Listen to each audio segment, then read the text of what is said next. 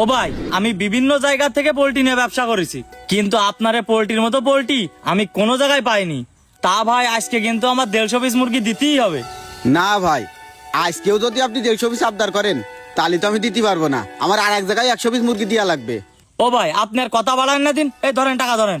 এই জায়গা 150 পিস মালের টাকা আছে, এই টাকাটা রাখেন দিন আপনি। আর কথা আরে বাড়ান না ভাই, দিন। এই মুহূর্তে আমি আপনার এত মুরগি কি করে দেবো কোন দিন? আপনি তো আমার কথাটাই শুনলেন না। মইনুল, করছি যে তোর সাথে একটু আমার দরকার ছিল। কি দরকার ক?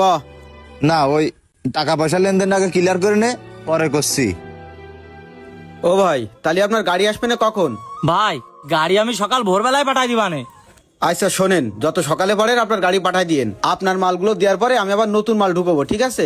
আচ্ছা যাই হোক ভাই, আপনি কিন্তু 150 পিস মাল আমার ফ্রেশ মাল দেবেন, যেন কোনো রুগাইটা মাল হয় না ভাই। ওইটা নিয়ে আপনি টেনশন করেন না ভাই। কি যে কর না ভাই, আজ পর্যন্ত কোনোদিন দেখেছেন আপনি কোনো রোগ আক্রান্ত একটা মুরগি আপনারা দিছি? এই জন্যই তো ভাই বারবার আপনার কাছে আসি মুরগি নিতে। আপনার কাছে মুরগি নিয়ে ব্যবসা করলি আমার একটু বরকত হয়। ভাই, আমার আর সময় নেই, তাহলে আমি চলে গেলাম।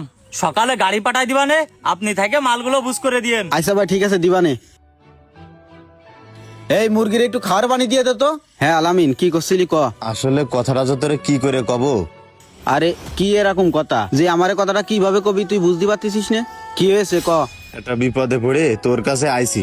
বিপদে পড়ে তুই আমার কাছে আসিস, কি হয়েছে? করছি, তুই তো জানিস আমি বিদেশ যাওয়ার জন্য মেলা দিন ধরে চেষ্টা করতেছি। সবকিছুই কমপ্লিট হয়ে গেছে, শুধু 1 লাখ টাকা শর্ট আছে। তাই আমি করছিলাম কি, তুই যদি আমার 1 লাখ টাকা ধার দিতিস আমি বিদেশ যেতে পারতাম। আমি তোরে কথা দিচ্ছি, আমি বিদেশ যাওয়ার পরে কাজ কাম করে প্রথম মাসের বেতন পালি তোর টাকাটা আমি দিয়ে দিবানে।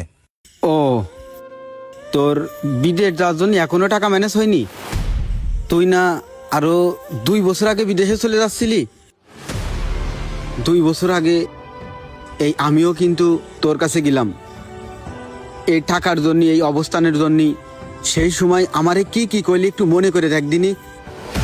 ভাই, এইভাবে তো আসলে দিন যায় না। অনেক দিন হয়ে গেল তো কোনো পার্টি পুটি দেন না, তাই করছিলাম এই সপ্তাহে যদি একটা পার্টি দিতেন। হ্যাঁ, তুই ঠিক বলেছিস। 1 সপ্তাহ হয়ে গেল, এখন একটা পার্টি দিতে পারলাম না। এরকম তো কোনো সপ্তাহে হয় না। আচ্ছা যাই হোক, বাদ দে তোরা।